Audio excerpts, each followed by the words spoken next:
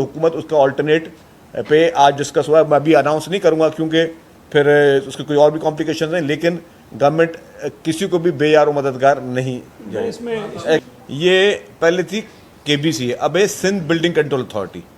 तो Sindh building control authority तो पूरे सूबे के जो नक्शे हैं ना, पूरे सूबे सिंध में है, वो उसने अब पास करना है। तो किसी एक मेयर के अंदर या एक डिस्ट्रिक्ट के अंदर वो जो है डीएमसी के अंदर नहीं आ सकती, किसी एक डिस्ट्रिक्ट काउंसिल के अंदर नहीं आ सकती। तो एक ये चीज़ है। जहाँ तक आपने पहले बात की, रोड मैप ही दिया है, रोड मैप पहले मौजूद है। रोड मैप कोई नया नहीं है, कोई नया कानून नहीं बनाने जा रहे।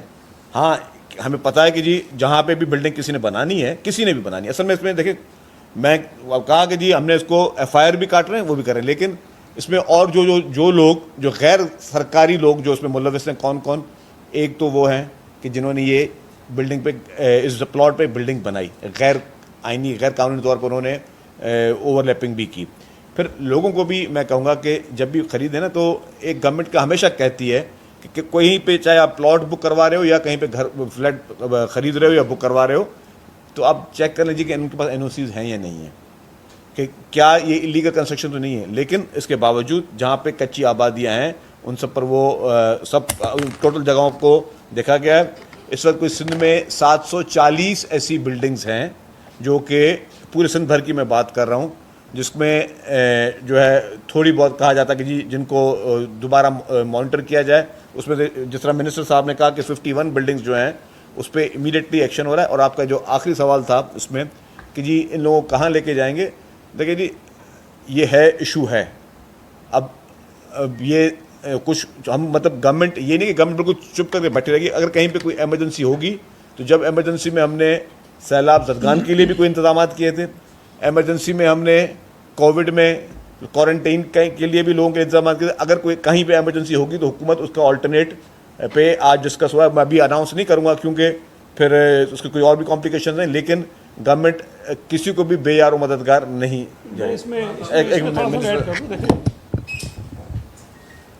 मैंने अभी ये बात कही कि कमिश्नर साहब को ये भी कहा गया है कि इन इमारतों में जो लोग रहते हैं, एक तो उनका वो यूनिट्स का जो नंबर ऑफ़ फैमिली मेम्बर्स हैं वो सारी डिटेल लेंगे, लेकिन साथ साथ हमें ये भी पता करना है जो हमारे इल्म में नहीं है कि अगर एक इमारत में 25 फ्लैट्स हैं रेट से, उसमें से मुमकिन है कि 5 मालिकों फ्लैट्स के, 10 जो हैं वो किराएदार हों वहाँ पे, और जो बाकी 15 हैं या 10 हैं वो पगड़ी वाले सिस्टम पे हों। तो इन तीनों कैटेगरीज़ को आपने अलग अलग एड्रेस करना है। ये एक तरह से नहीं हो सकती है। किराएदार को तो हम कुछ नहीं देंगे, इसलिए कि किराएदार आज यहाँ रह रहा है, उसको छोड़ के कहीं और चले जाना चाहिए। हमारे लिए जो इशू होगा असल में वो होगा जिन्होंने वहाँ बिल्डिंग ख़रीदी हुई है, जब अपार्टमेंट ख़रीदा हुआ है, क्योंकि वो पे कर चुका है सारे, या फिर ये कि पगड़ी वाला होगा।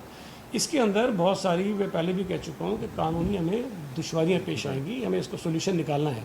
तो अगर हम कमिश्नर साहब को ये जिम्मेदारी दे रहे हैं कि सारा वर्कआउट करके पेश करें, उसके बाद ही हम कुछ तय कर सकेंगे कि जी कितनी फैमिलीज़ हैं जिनको हमने किस तरह से कंपनसेट करना है। तो ये छोड़ेंगे उनको नहीं, लेकिन जब तफसीलात सारी आ जाएंगी उसके बाद हम बैठ के तय करेंगे इसको हमें करना है।